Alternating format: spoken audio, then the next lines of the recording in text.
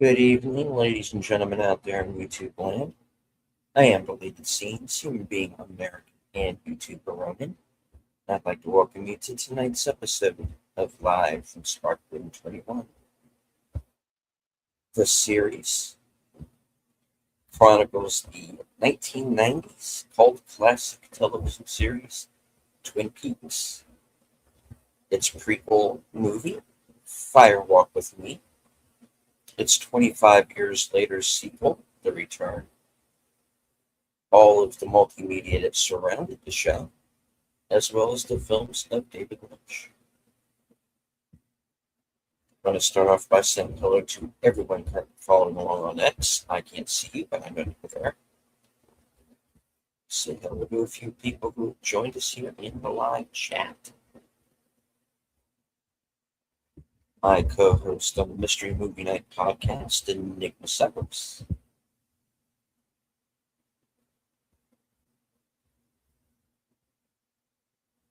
Faithful Blue Ridge, channel member, the Bird Woman of YouTube. Watch out for her channel, Fluff Ship Productions. It's kind of clear.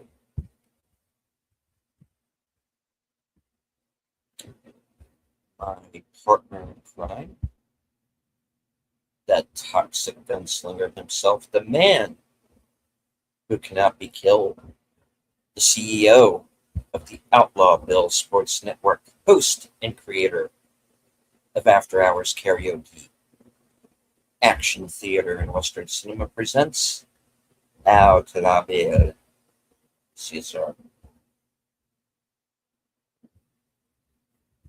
All right. Joining me on this Odyssey, the superfans, last call Troy Chili. Joining you on this Odyssey, not the woke mess that's coming out this weekend. No, this is a better Odyssey. There you go. This is the better Odyssey, but sadly without Armando Sante. Troy's better half, Nevers Network. Good evening. And Flappy superfan, HB. You know, I was dining on some Zaxby's tonight. They're chicken tenders, and I thought of Flappy. Oh, Oh wait. Oh my gosh. Maybe that's not so good. Yeah, that's kind of terrible. I noticed the meme that you just dropped in the Cosme. That's very appropriate. Yes. Stream. Yes. Because we have our bad seed character get introduced tonight, right? Little Nicky, yeah, exactly. Nick Scratch. Yeah, that's from the movie Problem Child, yes. The great John Ritter was in that one. Yes. yes. Can you imagine John Ritter in a David Lynch production? That would have been interesting. Yeah, that would have been. You know what would have been maybe even scary would have been if instead of Ritter, what's his name? The one who played the Mask and Liar Liar and all that. Jim Carrey. Jim Carrey. Can you imagine Jim Carrey in a David Lynch film? That would just be off the wall nuts. That would have been incredible, actually. Yeah. Right. Oh, well.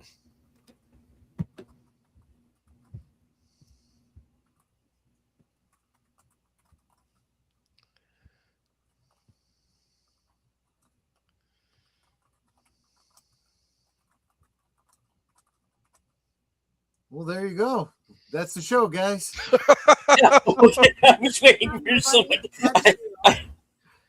I thought you had more to say there, Boomer. What happened? No, I'm just saying. I don't know. You want to do last week's recap? Cooper sort of let down Audrey Horne gently.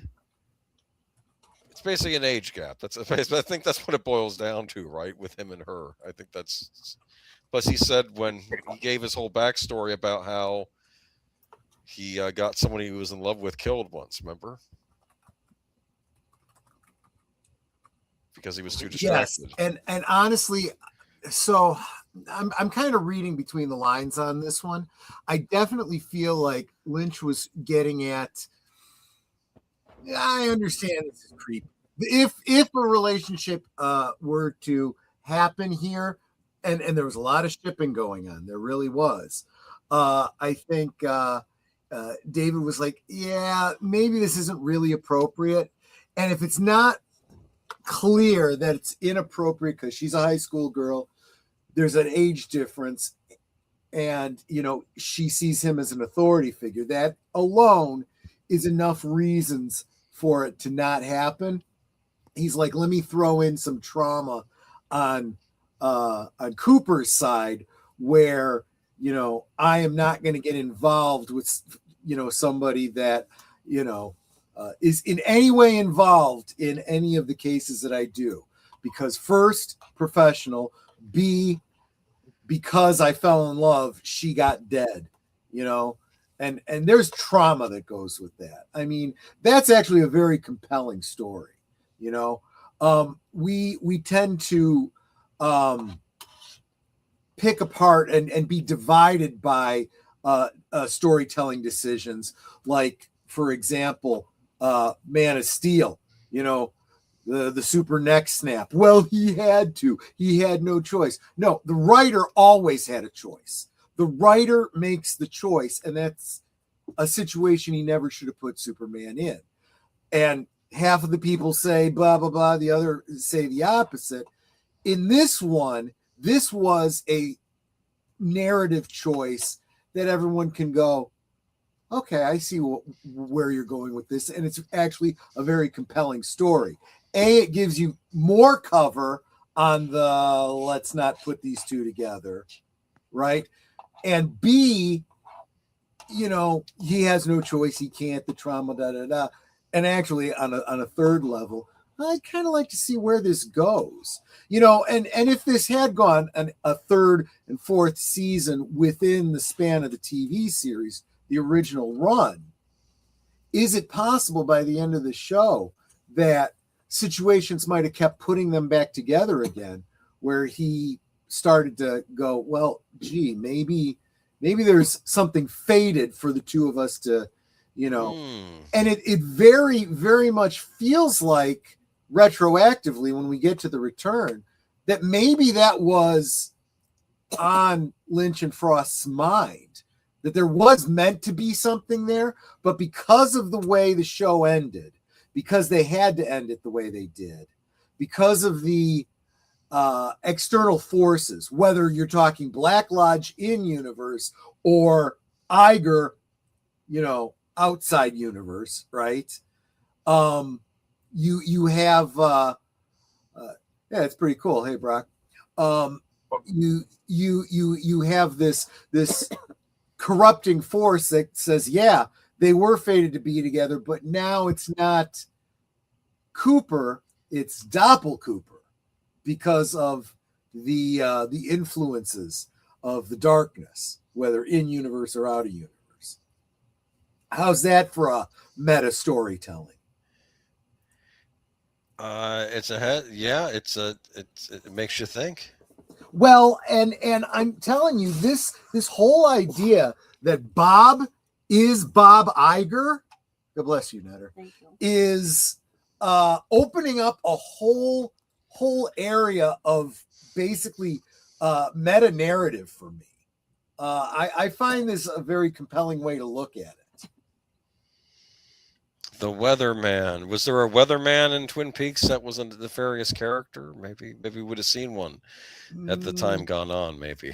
That would be interesting. On the one hand, in the White Lodge, you have the firemen. So, yeah, maybe Bob was the Weatherman. There you go. Enigma says, I'm sipping on decaf. Considering we're going to be looking at, we'll look at the meme that's 2 up from you. What are you doing drinking the Devil's Brew? Just saying. And hello, Big Al with Big Al Presents. Yes, we are going to have a great show tonight. Thank you. That was one of the funniest episodes of Millennium where you got to see things from the demons' point of view. They did an episode, and the idea is the demons would show up as these old men, and they would go around doing things to regular people disguised as old men to really bother them.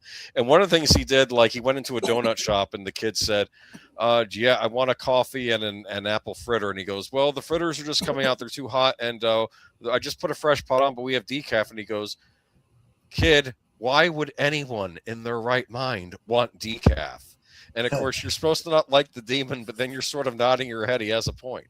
Right? Yeah, exactly. It's like, look, I'm evil, but decaf is a whole other level here. Yes. Maybe that's what hell is. You get to hell, and every morning they offer you decaf coffee. Oh man, my dad had a joke about hell and people on a coffee break. I'll tell it to you sometime. Okay. I understand not having caffeine. You got to understand, I'm allergic to formaldehyde. I react very strongly to it. And unlike decaffeinated so-called, well, they're not decaffeinated. They are caffeine-free sodas, like, caffeine-free Coke. They don't use cola beans in cola anymore. So they don't have caffeine in them initially. They have to add caffeine chemically. Whereas coffee is absolutely made from coffee beans. So they have to take the caffeine out. That's why it's decaffeinated. And how do they do that? They filter it through formaldehyde. And there's always going to be trace quantities of formaldehyde in your decaffeinated coffee. Interesting. The more you know.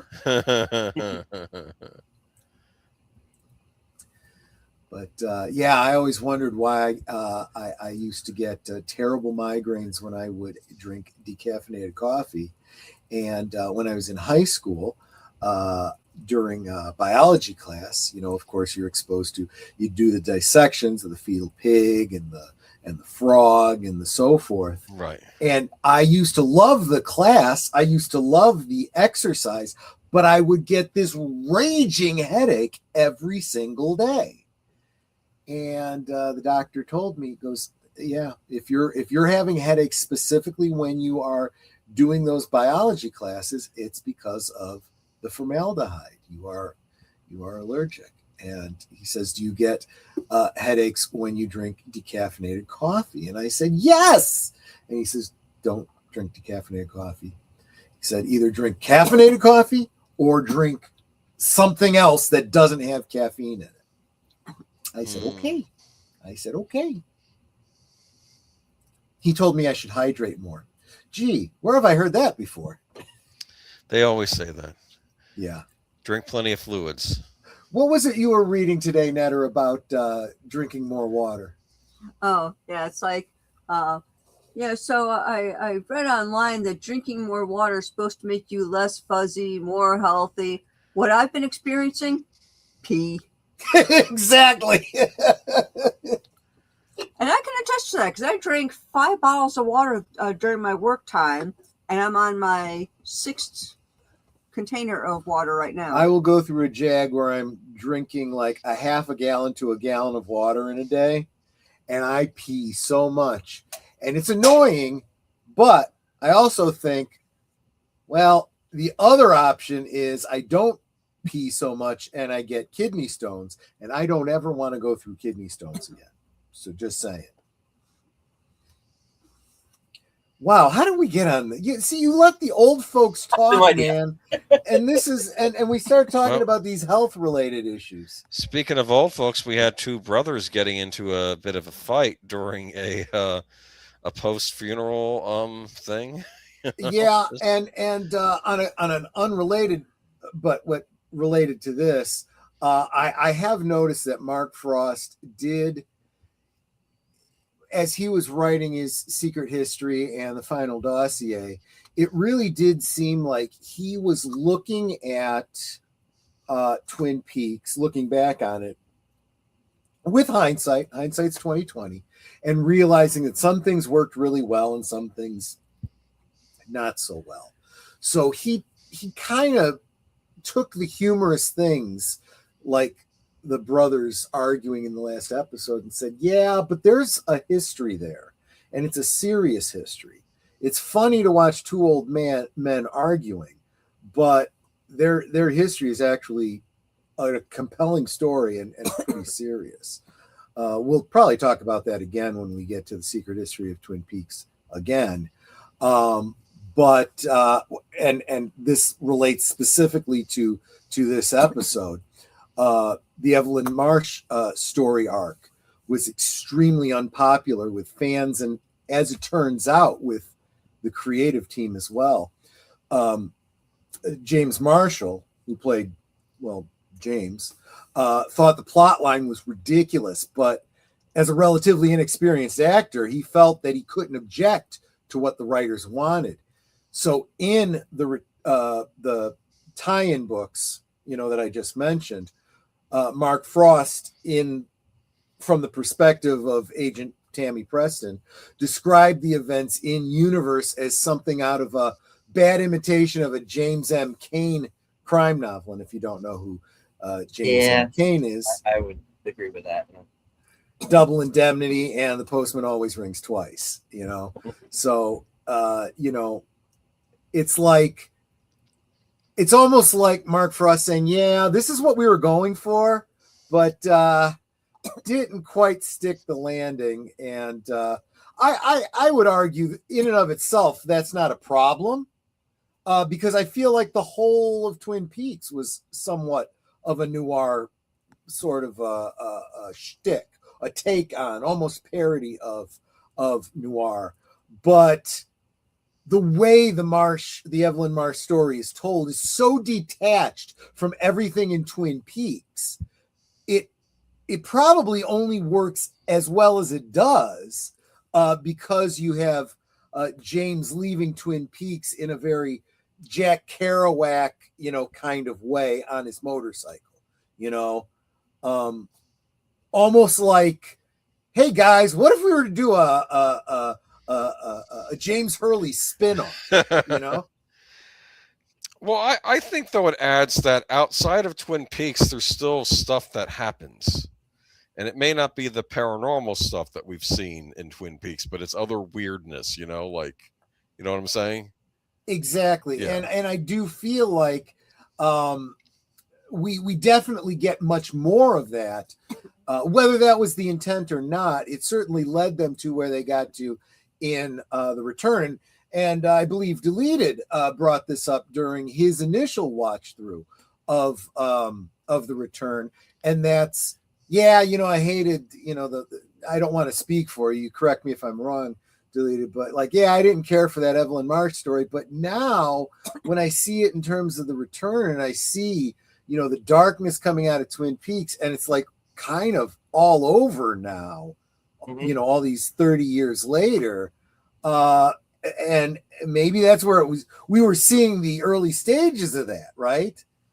And then, of course, that makes me fall back on Albert. Maybe that's what Bob is, the evil that men do. It's like, don't tell me that stuff like the Evelyn Marsh story didn't happen in real life. A guy, rich guy, abusing his wife and her cheating on him and, whatever, and so on and so forth. I mean, that's a story that goes back to the Bible, Mm-hmm. So, I mean, And really Jumbo.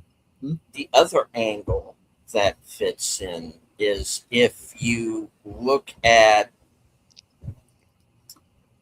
Mulholland Drive as also being part of the Twin Peaks universe, and I guess by extension Inland Empire as well.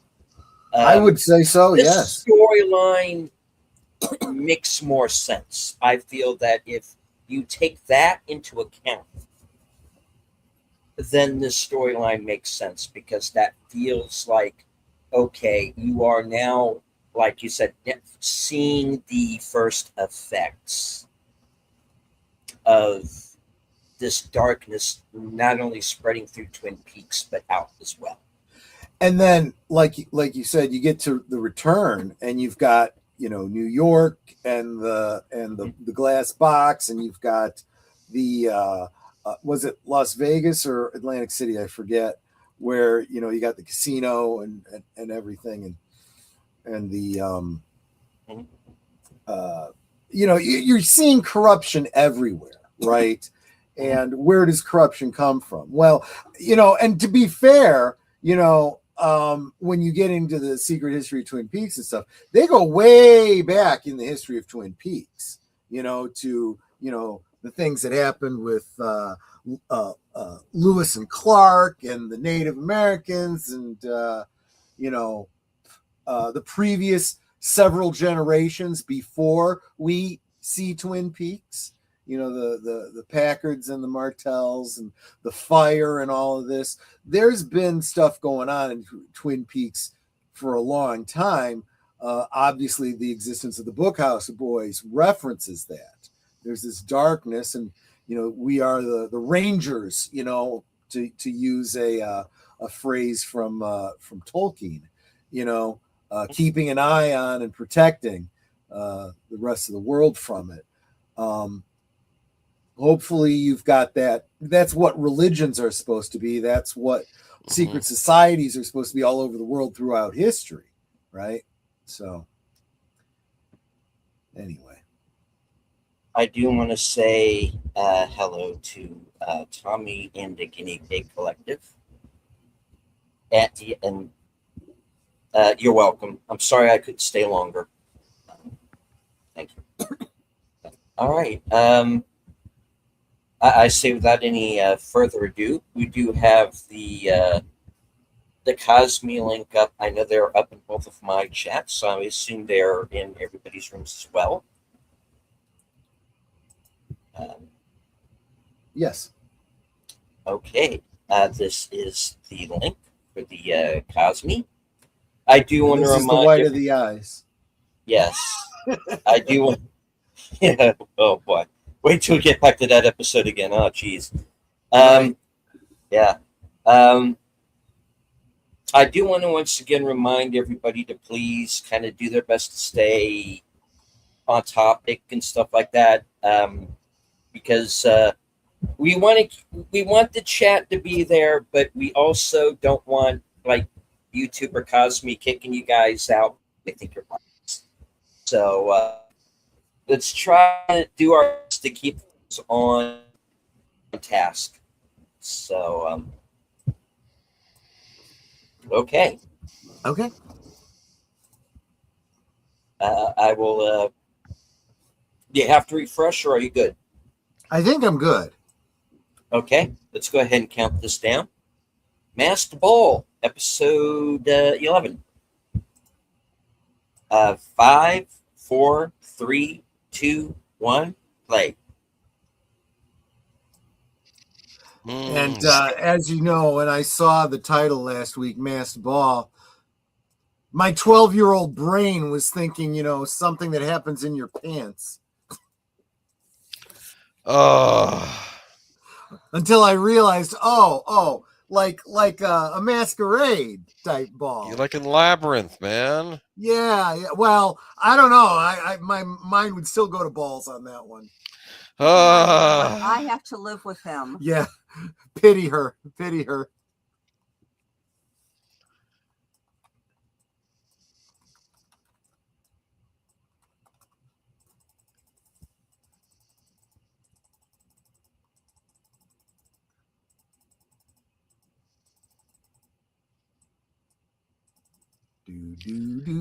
Seems so peaceful in this intro. I know, right? And it's like anything but.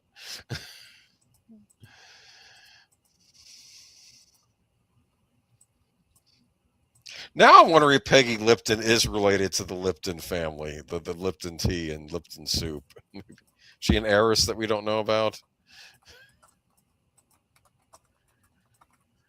Oh, no. No, Peggy Lipton is not related to the founders or owners of Lipton Tea. Okay.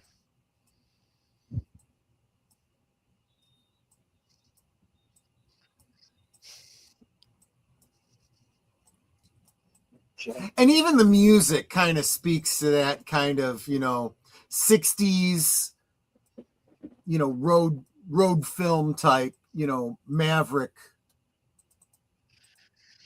See, if he was in Georgia, he'd be being pulled over about now.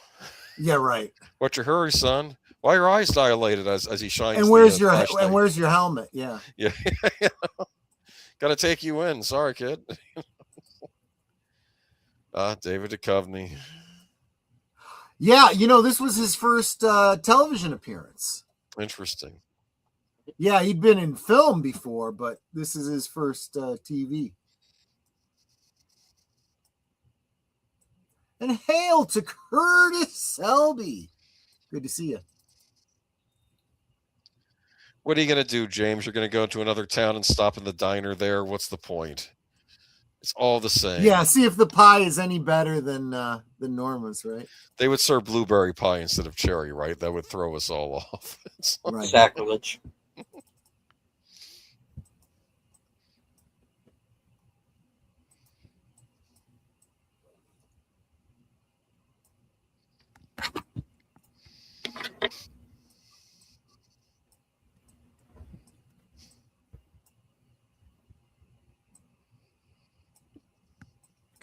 As it turns out, yes.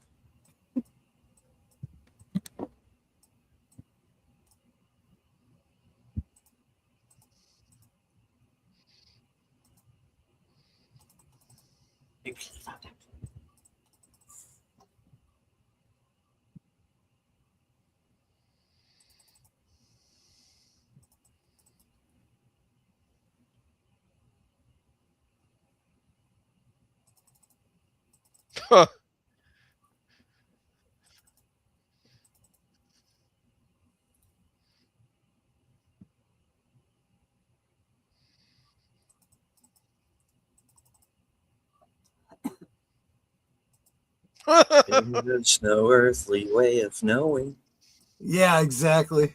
which direction we are going. I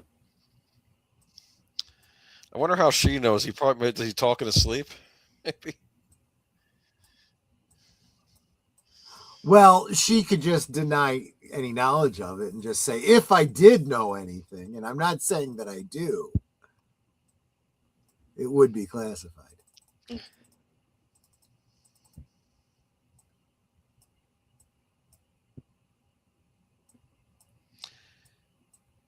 This has happened before. That's what I'm getting from this. Oh, yeah. It's happened to the Major. It's happened to other people related to Project Blue Book. And part of his investigation, he had discovered it had happened to Margaret Lanterman and several others.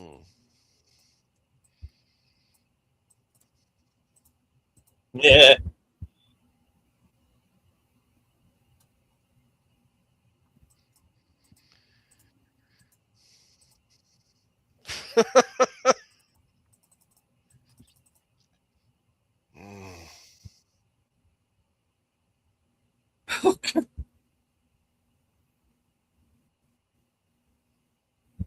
Oh.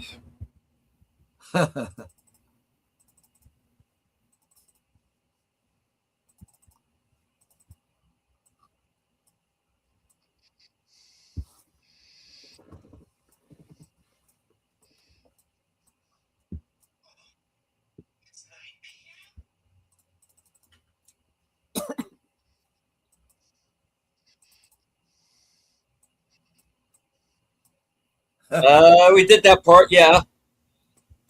I was going to say, well, we did storm the whorehouse. We did that, yeah.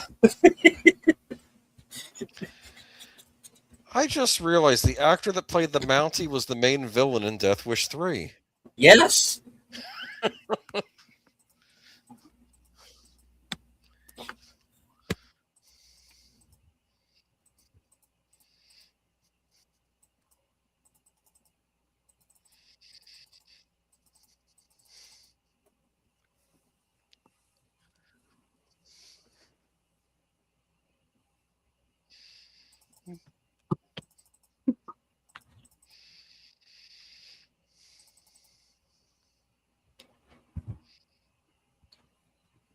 That felt like a fourth wall break. Yeah. Apple product. I see the Macintosh.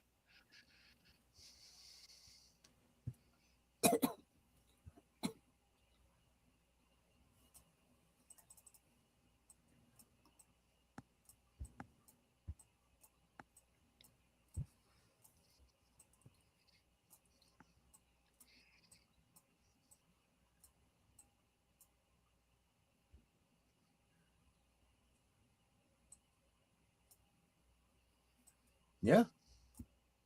Stop typing. Look at the size of that thing. And yet it was state of the art. I know.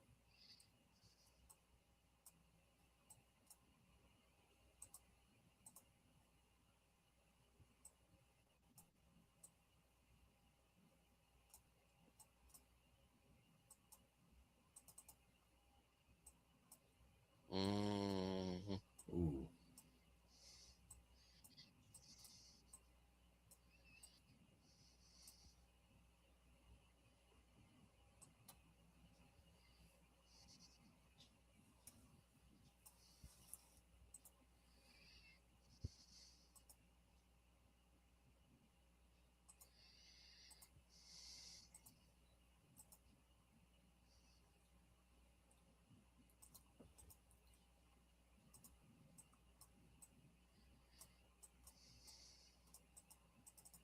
The hell are you talking about? Yeah, exactly. However, this is key.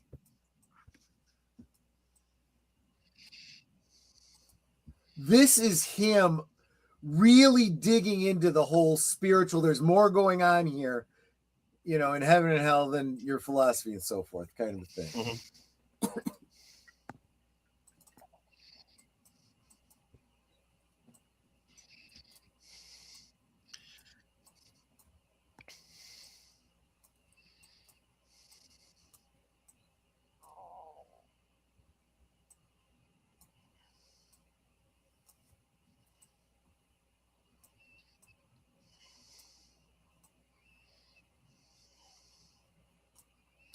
I mean, I do feel like it's a little bit of a missed opportunity here.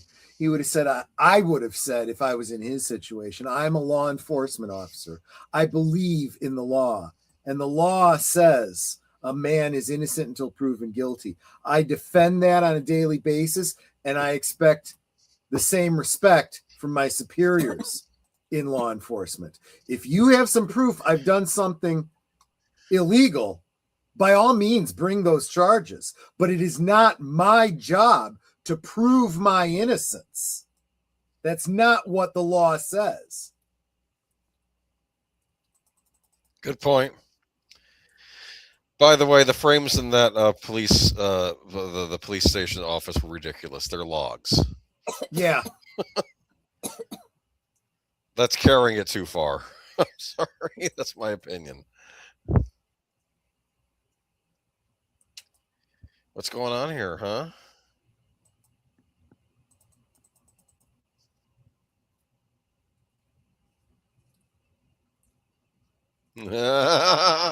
Jeez. Lord. Poor guy.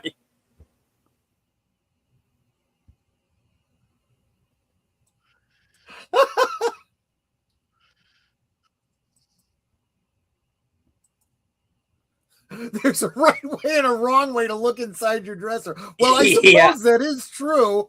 Yeah.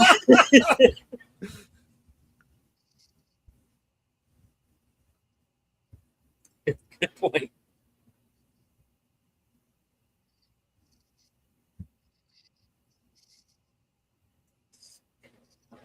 Oh my gosh. Oh boy. The ambiguity of, is she screwing around or does she really believe this? It's actually a kind of fun place to be because you can kind of interpret it either way, and either way is hysterical. I think she's being genuine. That's always been my opinion. I think she bumped her head and now she's regressed to, or she took the drugs and now she's regressed to her high school stuff. I think that's who she is. Yeah. Oh, I love that vet. Wally's hideout.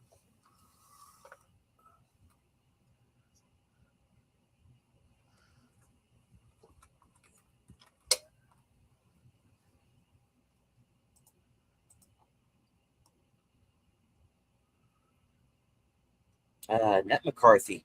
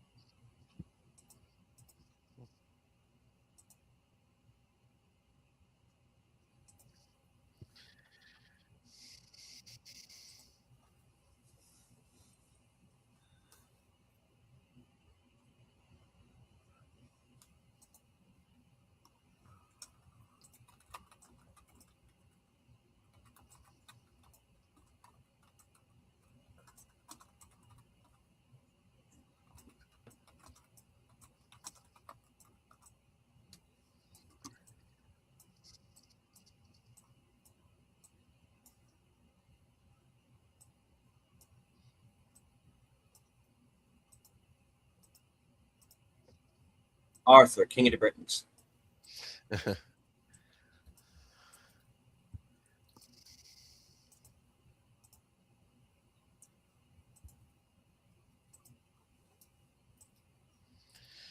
She's dangerous.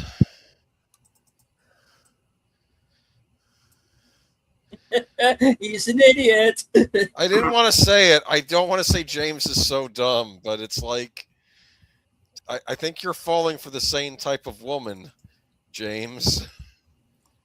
You know what? I never made that connection, but you are 100% right. And isn't this the same tune that Bobby played in the first episode? It might be. Yeah. Isn't this A Town Without Pity? No, but it's similar. Yeah.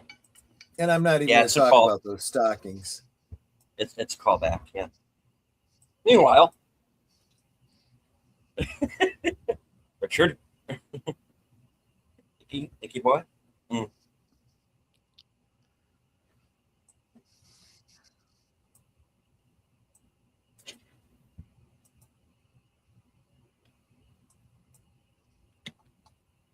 There's Damon.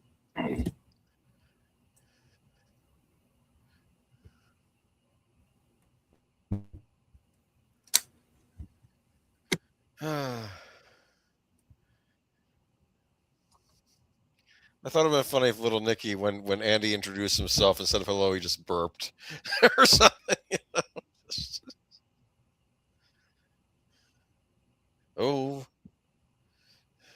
Oh.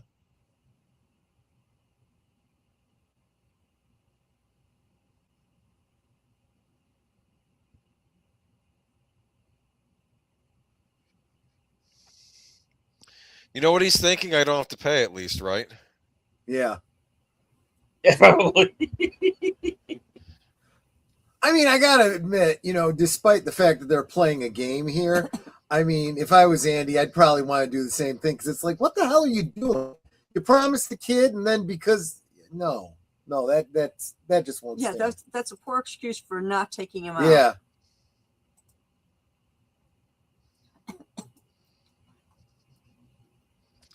Hawk knows something. Mm-hmm.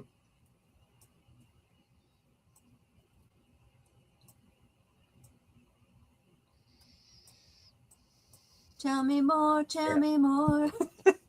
Yes.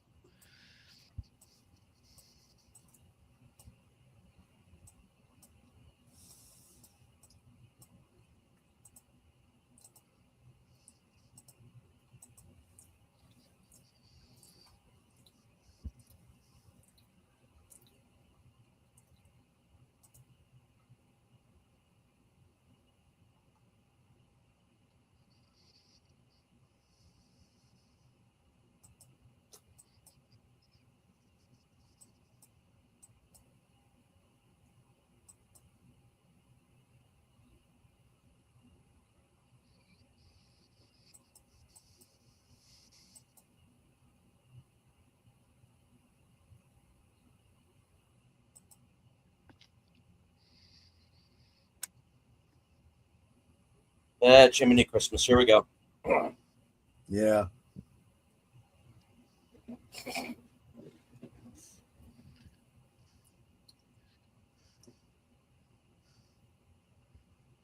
They missed the opportunity for Deputy Hawk to make a pass at her by accident. Just, look at his face. I'm sorry. No.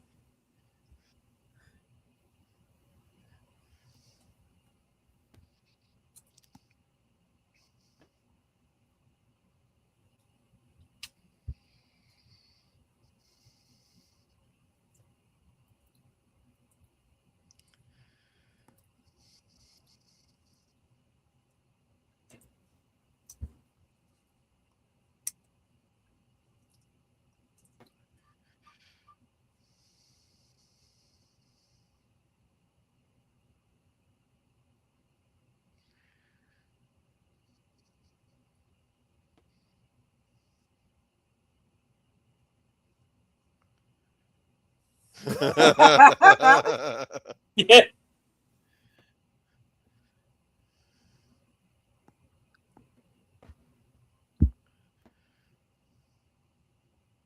Because, up to this point, Still has folks, dirt you got to face. understand is that Dennis is also mentioned in the basically Cooper Diaries, right? Right. So there's been all of this. He's been built up to be kind of like a John Wayne, this badass, this going guns blazing kind of guy, right? And then he shows up in Twin Peaks and, oh, here we go. I would think it's a different Dennis. What happened at that time? Yeah. Oh, Lord.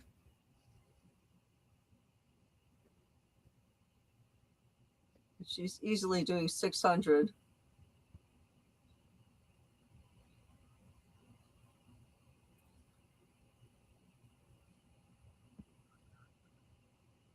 Here's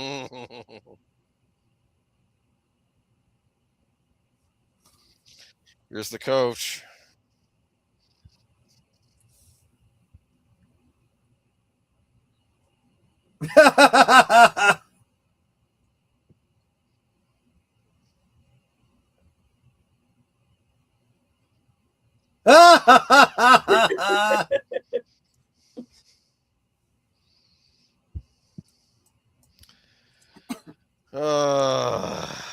Meanwhile,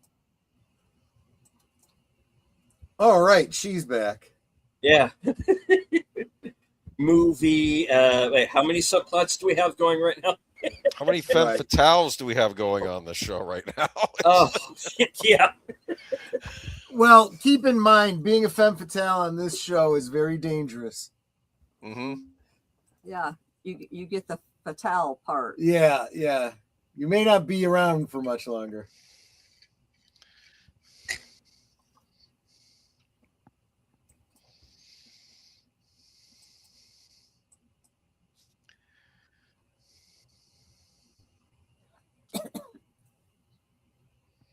I mean, that's sweet.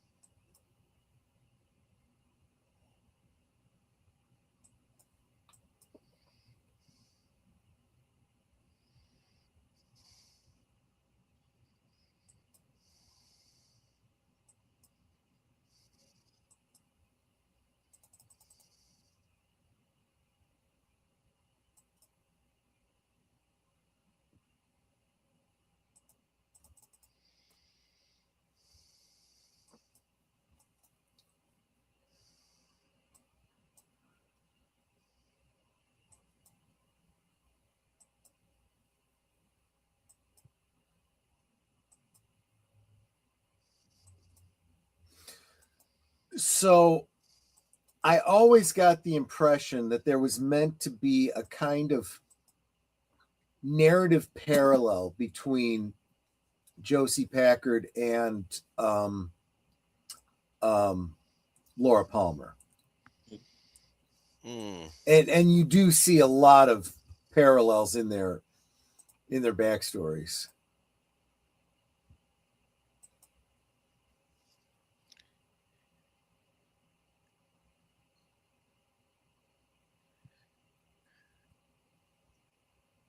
One possible theory that I had the show continued would be that Bob would have been looking for another host, and that might have been Josie.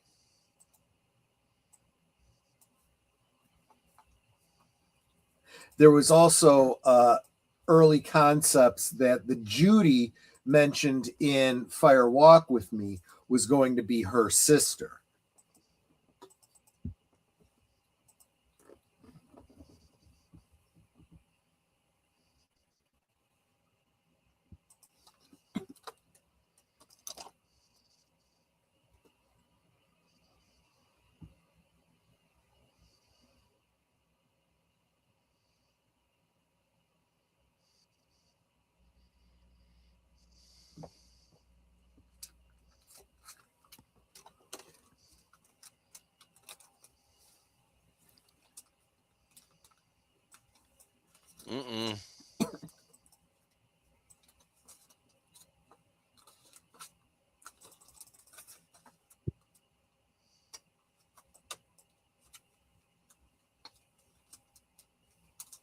And hello, Nate.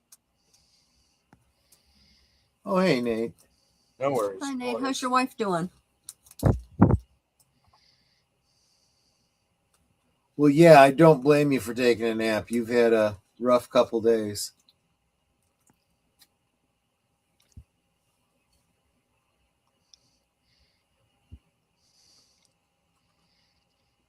It's kind of cool to see them together again.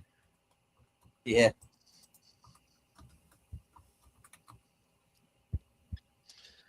Ugh.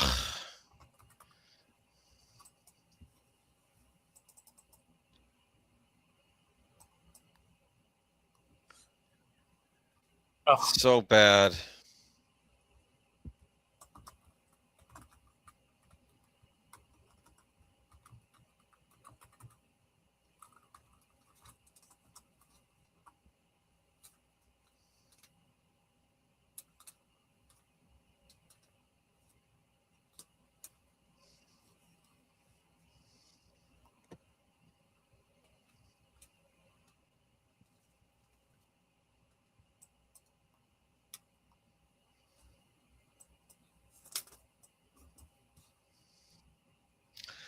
Oh, I forgot. Yeah, we had the whole mom turns out to be the critic thing. Yes. Right.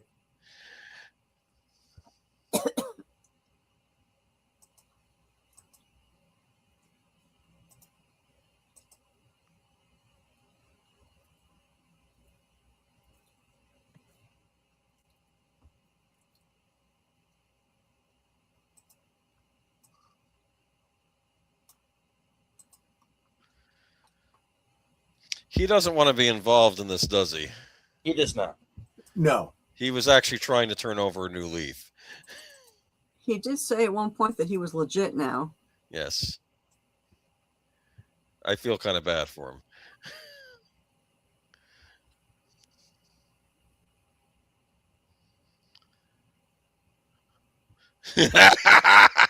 Our say little Nicholas does not like him.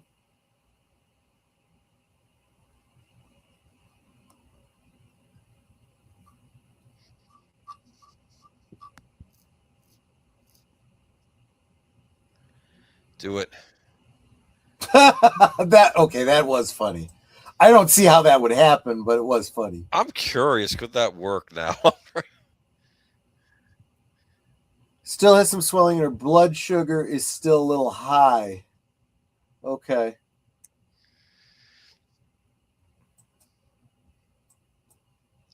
Okay, James, leave.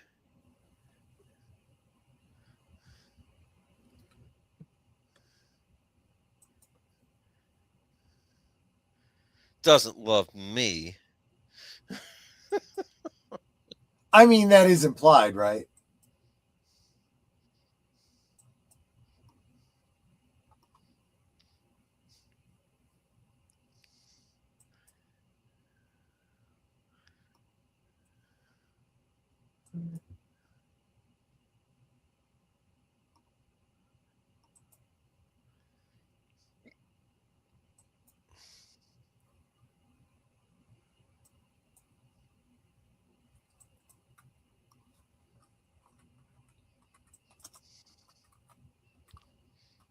Do you think he was headed to Vegas?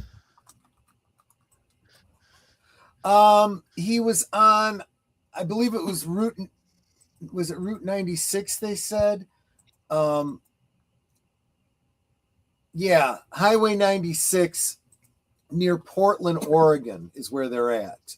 So he was heading east, not south or southeast.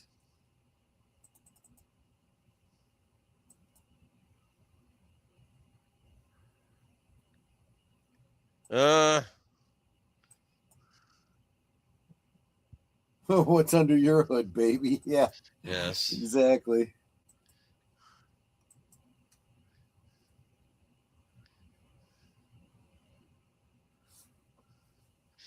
He's not going to walk into that room at night and find her lying in the bed with lingerie, is he? Is this where this is going? You would expect that in a noir film. So that was a 1948 Jaguar. Oh, look at this.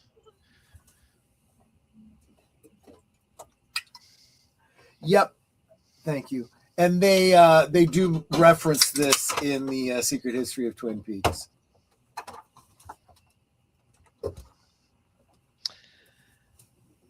So when your life has gotten very depressing and stressful, you look to the past to better times, right?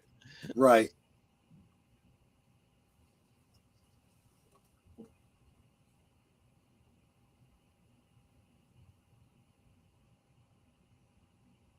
I love the chrome-plated shovel, and I wonder if that's meant to be echoed by the shovels that Jacoby sells in The Return. So it looks like, Ben was a little buck-toothed when he was growing up. Mm-hmm. Unless his brother's the older one. No, he's the older one.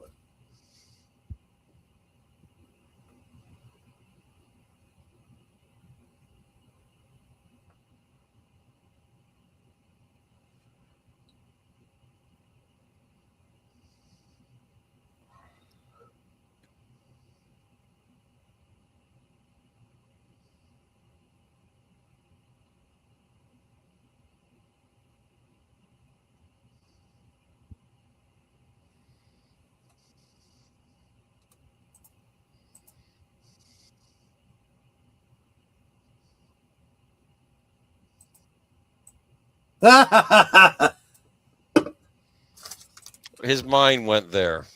Of course it did.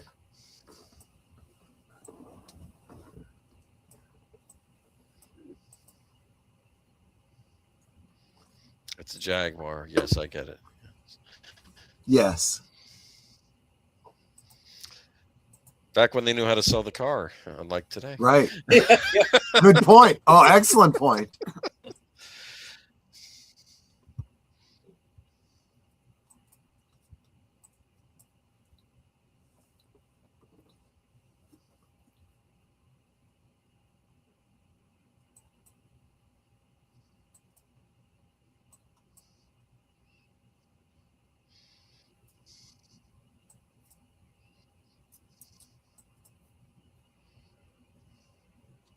Now he's suggesting here that he hired Hank to take Catherine out in the fire, but we saw Leo set the fire. I'm getting a little bit of a disconnect here. Well, I mean, Leo putting Shelley in there, that was his own thing, but Leo was setting Yeah. the fire, but it was his job to get Catherine. oh. Okay. Remember, he made the phone call. Mm.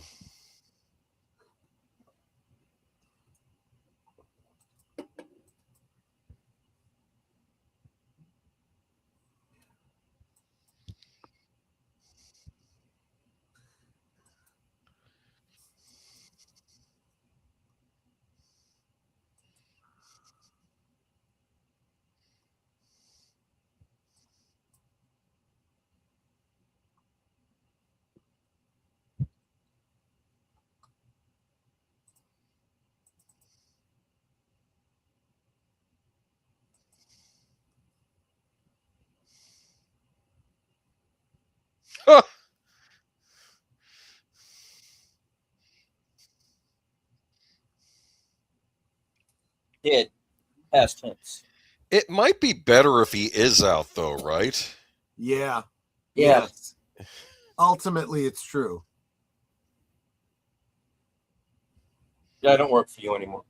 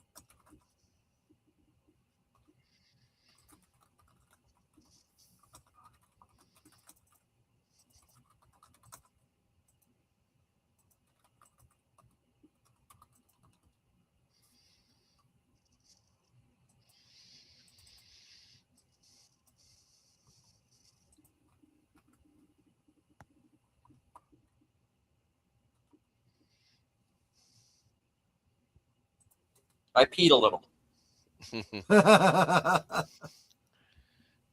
Too much water?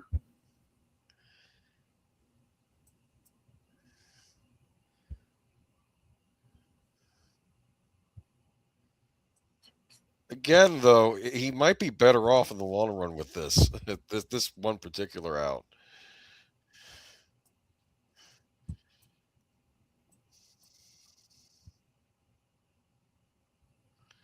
But now he's snapped. Okay. Yeah, he's. Yeah. He's not leaving the office for a while. He probably needed Jerry there to cheer him up. This is not good. Wyndham Earl? Yep.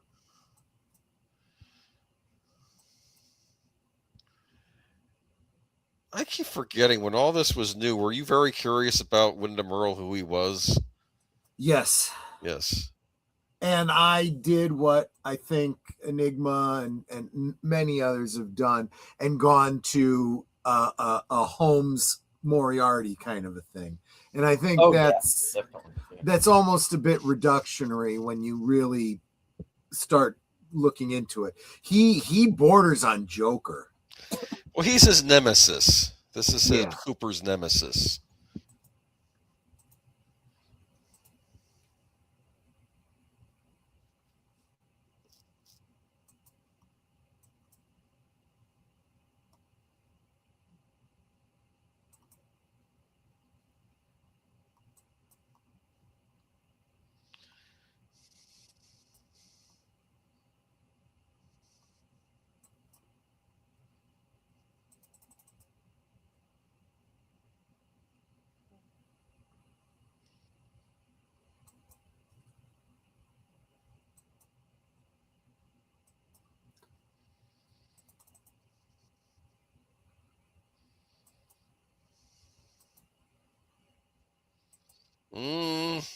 Yeah. Oh, great.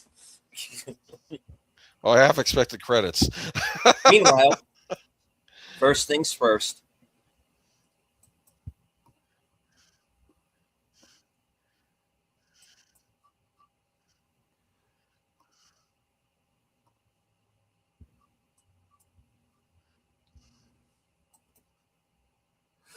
So we have Robin Lively being introduced in this episode along with David Duchovny.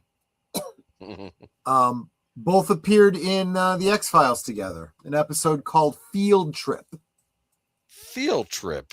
Oh, Yep. Yeah. Look that one up. That wasn't one with the Amish type people, was it? If I know. I never watched the X-Files. X-File. I'm looking that up. I'll know what it is. That's the one where they ended up in the forest with like the tree spirit thing. I might be wrong. Oh, the 6th season. I have to get through the 6th season still. That's when it got rough. Okay.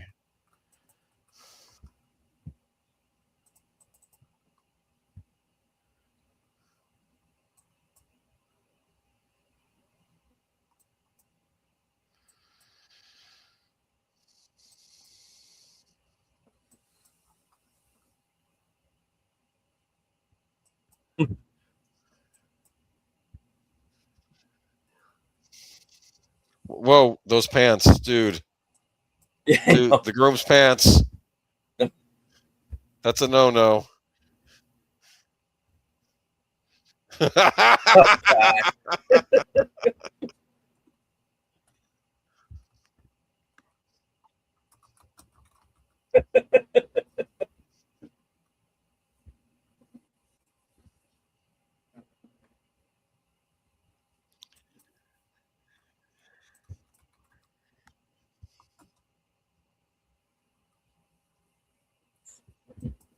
Sorry.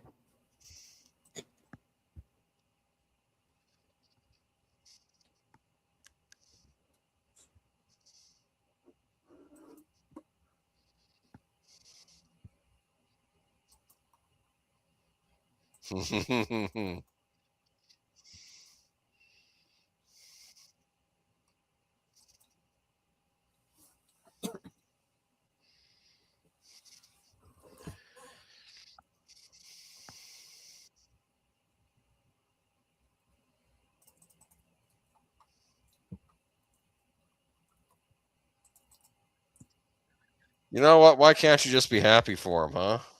I know.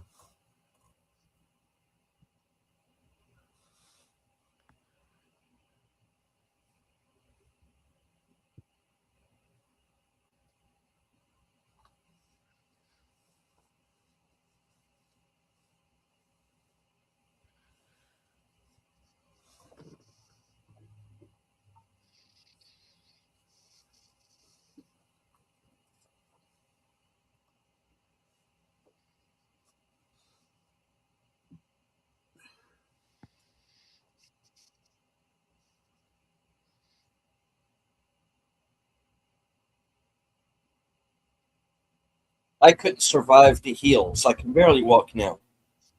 Yeah.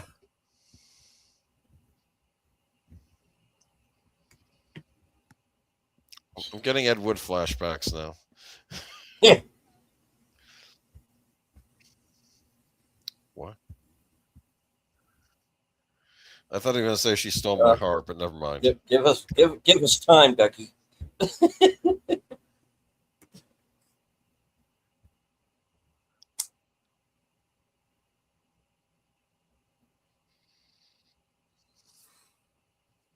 Oh, thank you so much, Ruby Hoof. Very, very appreciate that. That went to Zeri SC. Thank you very much, Ruby.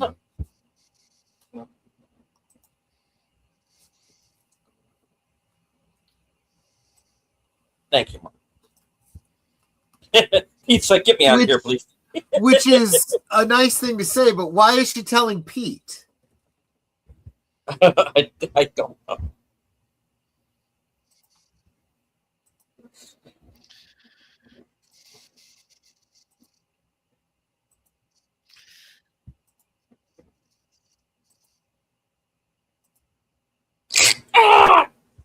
Yeah, right?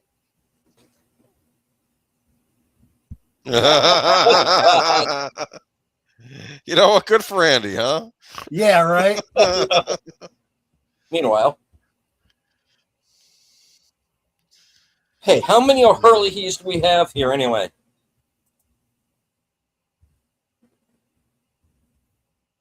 Fish don't blink.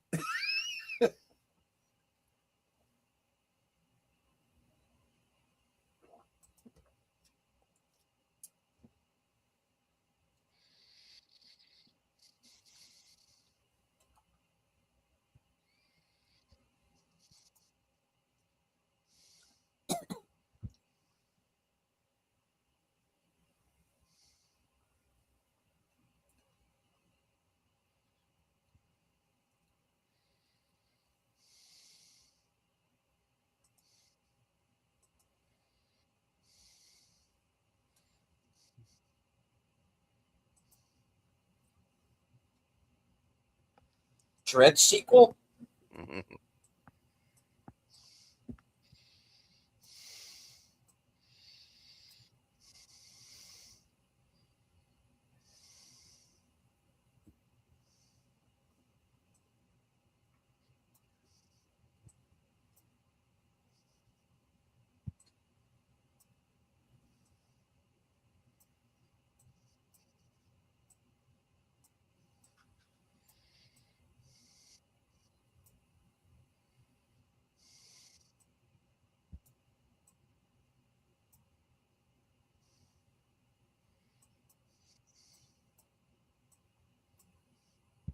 Woof. Roll over. I did.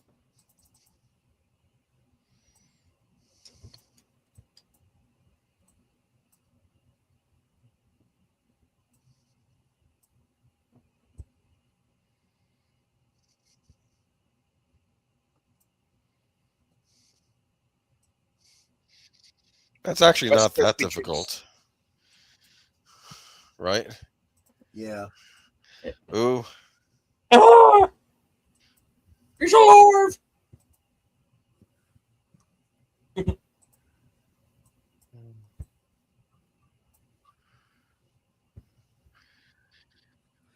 So this is Dan O'Harrelly. Or Is that how it's Hurley. pronounced? Hurley. He is the real life father of Gavin, who played the RCMP officer in the previous episode. Mm.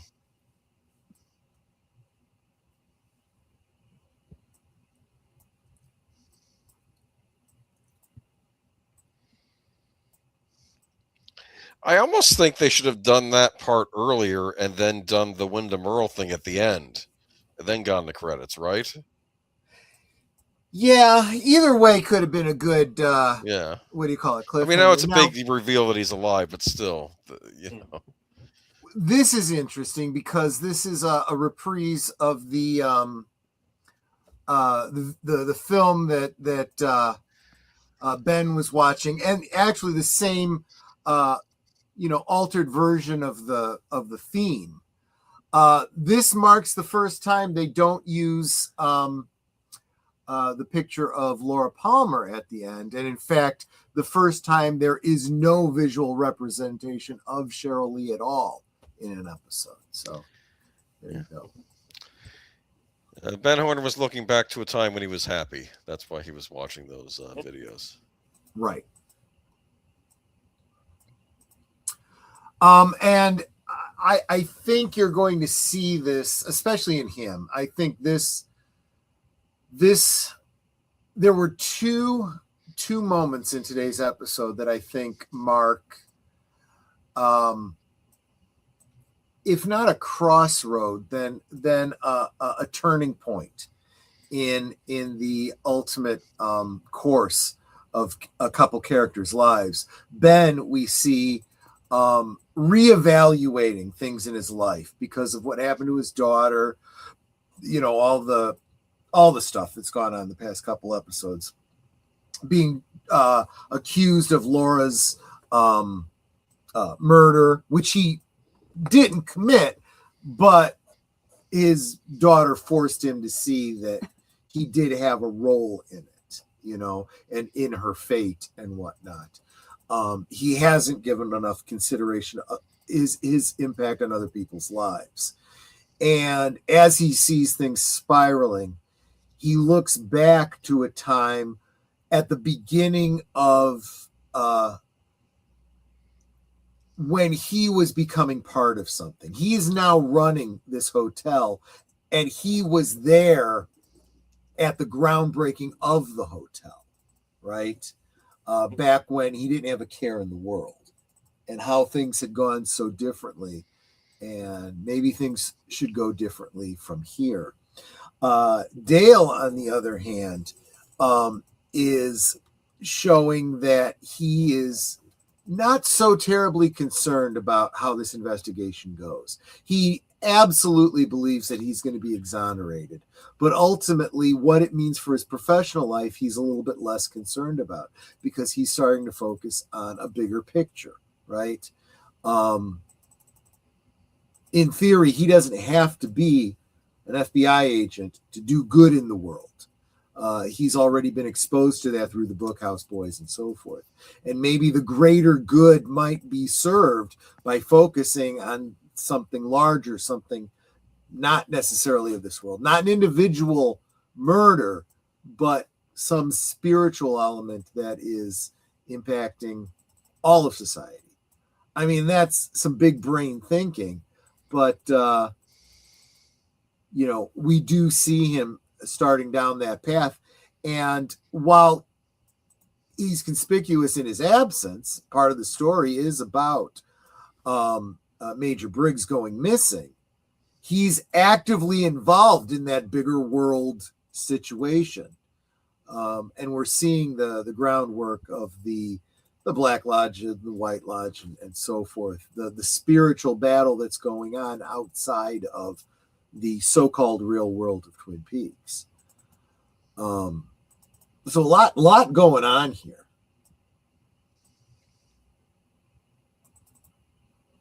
Yeah. I would say, Nate, to that, how did Jesus respond to people that seem to be irredeemable?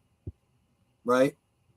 When a certain somebody was trying to do a service for him, and the people he was talking to said, if you knew who this person was, you wouldn't want anything to do with her. Basically saying you are the Redeemer and she is irredeemable. And he's like, don't tell me who's irredeemable, right? Let he who's without sin cast the first stone. That's the problem that people get into in spiritual situations. They tend to say, well, I'm bad, I'm a sinner, but I'm not as bad as that guy over there. Well, what does Christ say to that? You might want to remove the plank from your own eye before you start trying to remove the speck from someone else's eye. Let he who's without sin cast the first stone. Is there anyone here who has not sinned? Go ahead. Going on this classic series, and I guess this is maybe the very tippy beginning of Ben Horn's, it hasn't quite started yet, redemption arc. Yeah. His redemption arc is odd on this first season because he's doing something that I think is right. He's coming clean by the end of this season, but he's actually kind of causing more harm than good with what he's trying to do. Right. So that gets into that gets into some other philosophical concepts. There's the zeal without wisdom, right? And you see this happen with a lot of people that go through conversions in their life. They become all sold out, I'm going to do, and in so doing, they end up hurting a lot of people along the way. Christ talks about not being a stumbling block to your brother as well. So yeah, it's great that you want to get your life in order, but don't, grind someone else into the ground while you're, trying to get yourself right, because by doing so, you may be preventing them from finding their way,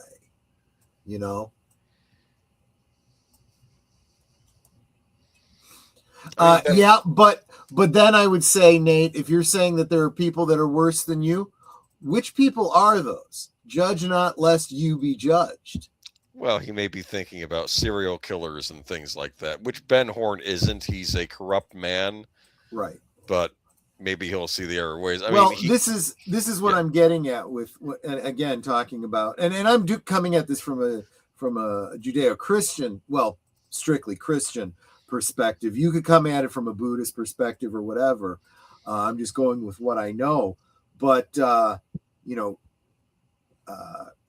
what does Christ say about doing good deeds? He says your good deeds to God are like filthy rags. Now, you could dig into the translation on that, what he actually said in Greek. And filthy rags would be, well, let's just say they come from the same linguistic origin as she's on the rag. Okay. So in other words, your good deeds mean nothing to God, right? So somebody said to the God Pharisees, judges, yes, because God judges the heart. Right. You can't undo the evil in your life by doing good. The only way you can atone for that is sacrifice, and that sacrifice is blood. When they say the wages of sin is death, God means that. The only atonement for sin is death, but it doesn't necessarily have to be your death. It could be God's own death on a cross. See? So when you realize that God makes the sacrifice for you, that should be so humbling that you would never turn and point the finger at someone else in judgment, because judgment has been graced away from you. You don't respond to that with a holier than thou attitude, and that's what unfortunately too many Christians fall into. But I have this question though. At this time though, and I'm trying to think of myself back on this show, Benjamin Horne. I mean, I'm getting back to the end of this season, but I thought when Doc knocks him out, fans were predicting he was going to go back to his old ways and be Bad Horn again. Now we see on the return he actually does it, or maybe he did and he had to come back and had a relapse. Then maybe he came back, but he is a changed man by the time we see him in the return. Yeah, like absolutely. He has a proposition happen, and he could have very easily taken this woman up to him, but he doesn't, because she's got a husband at home with the cancer. He's like, I'm not doing this, and exactly. It's like the old Horn would have jumped at the opportunity. Old Horn would have probably tried seducing her to begin with. And when he's being approached, he's like, no, because I'm not this. I don't want to be this man anymore. Okay, and for all the storytelling that we do, the anti-heroes and this and that,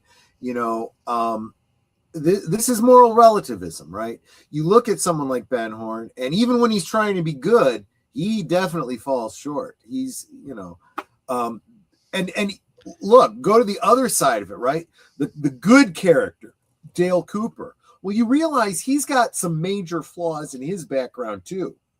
He had an affair with a married woman that resulted in her death, and the insanity of his partner.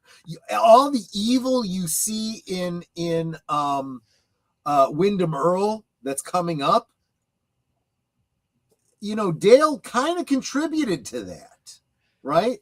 But kind of like that whole Batman Joker. Oh, I made you. You have to say you made me. I made you. It's, well, yes. But Cooper also did love her.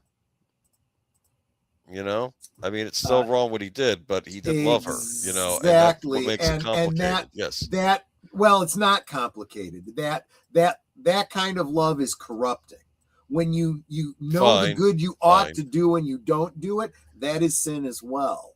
No, I understand. He made a mistake. I mean, and again, that's being the stumbling block to your brother, or in this case, sister, right?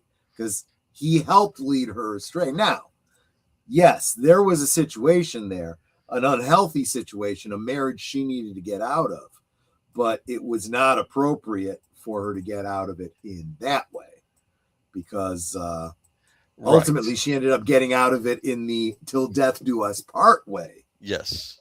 Well, there are vows. You're right. Yes.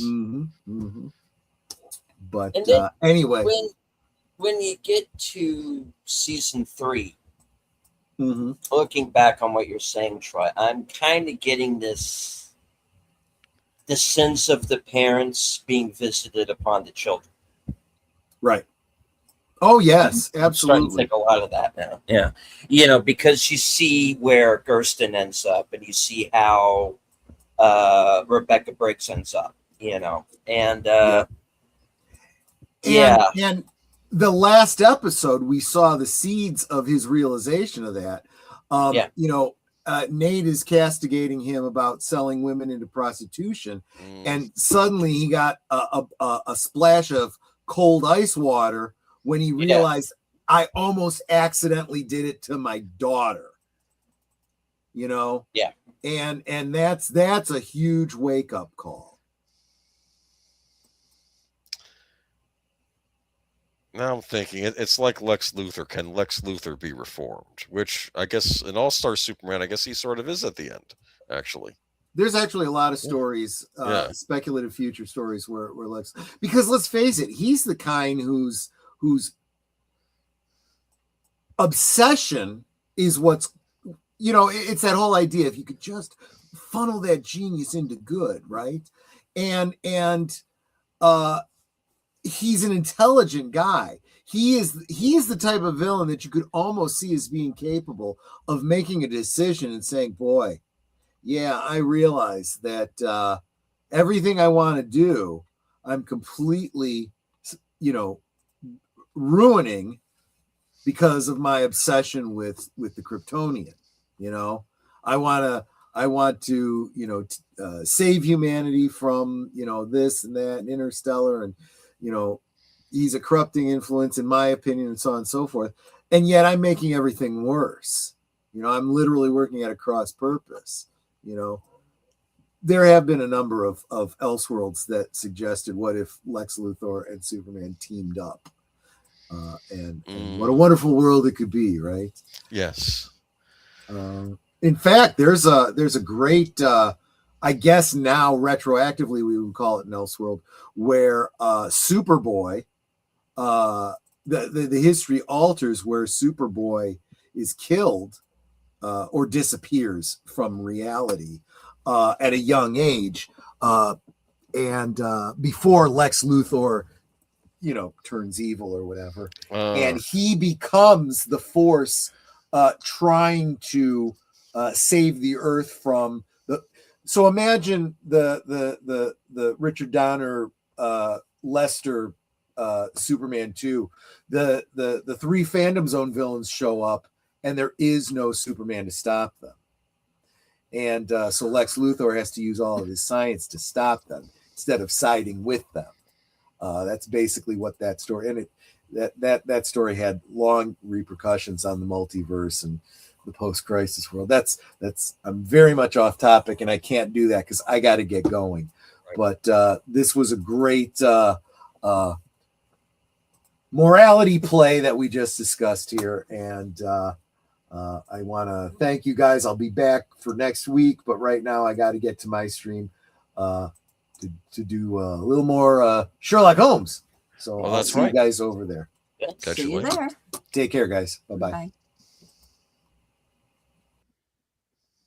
Yes, in fact, we do have to get everyone over there to Troy's channel for the next episode, the part 1 of the Case Book of Sherlock Holmes. And this is a story entitled The Last Vampire. And it's, if you think about it, it's kind of a detective against detective.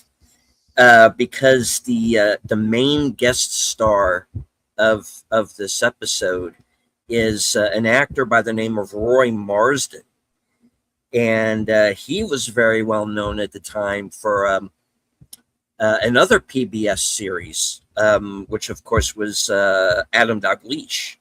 He was the OG Adam Dalgliesh. So, yes, very, very interesting episode. Very different character for him. Indeed. So, really looking forward to revisiting this episode. All right. Cool. So, Boomer, what do you have coming up? Oh, coming up, I have, let's see.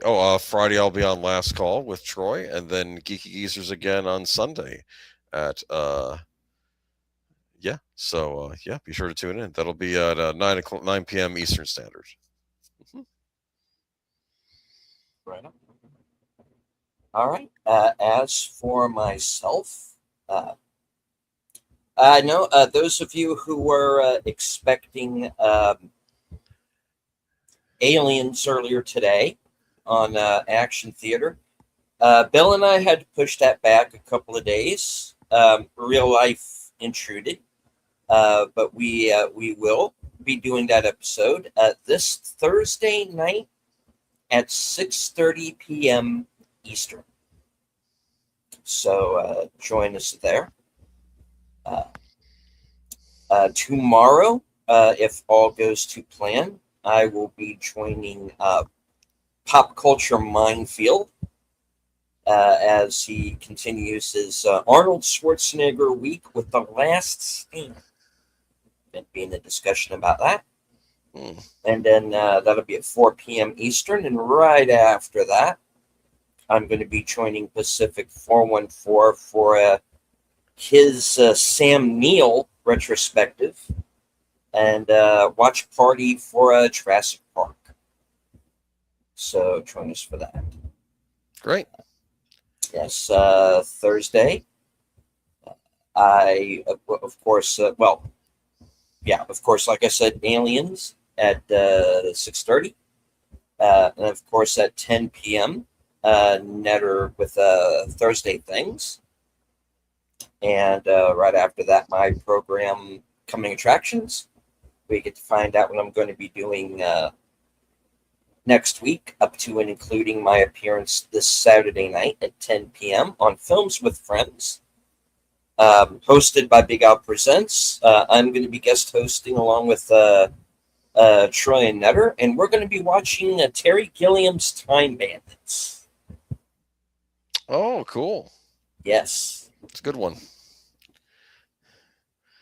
But the cast that includes, of course, Kenny Baker, David Rappaport, Sean Connery, and Mr. Thomas Eckert himself, David Warner, as the devil, basically. Well, so, no, as evil, just evil. the personification of evil. Yes. So, he has the best lines in that movie. He does. He does. I mean, there's a lot of good lines in that movie, but he has the best ones. And John course, Cleese's Robin Hood. Oh yes, John Cleese's Robin Hood, indeed. Yes, must forget that. And of course,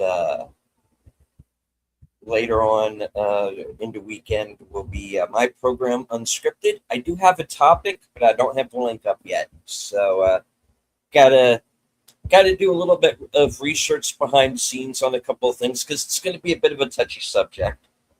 But something that I've been looking into the last couple of weeks that I think should be talked about a little bit more than it has been. So that'll be Unscripted, 8 p.m. on Sunday. Of course, Geeky Geezers, as Boomer said, at 9 p.m. Earlier that day, however, at about 4:30, will be Western Cinema Presents, hosted by Outlaw Bill and myself. And it looks like we're going to be doing the first two episodes of 1923. Okay, cool. We're going to continue down the Yellowstone path. We're going to do 1923 next. So. Sounds good. Yeah. And, of course, reserved seats. I don't have a guest yet. Looking into a couple of possibilities. So if they don't work out, I can always do a member stream. So cool. I'm due for one of those anyway. All right. So Boomer, any last words before we wrap the show? Nothing. Just you know what? We don't judge you here. Have whatever kind of pie you like, but cherry is also recommended. Indeed. And as I always say at the end of every broadcast, thank you all very much for joining us. Hope that you enjoy the show, and we will be back next week. Same bad time, same bad channel. From HQ, the corner of Sparkwood and 21, and all points north, south, east, west, and beyond. Good night. Take care. Stay strong. Be safe and healthy, because this is how we win.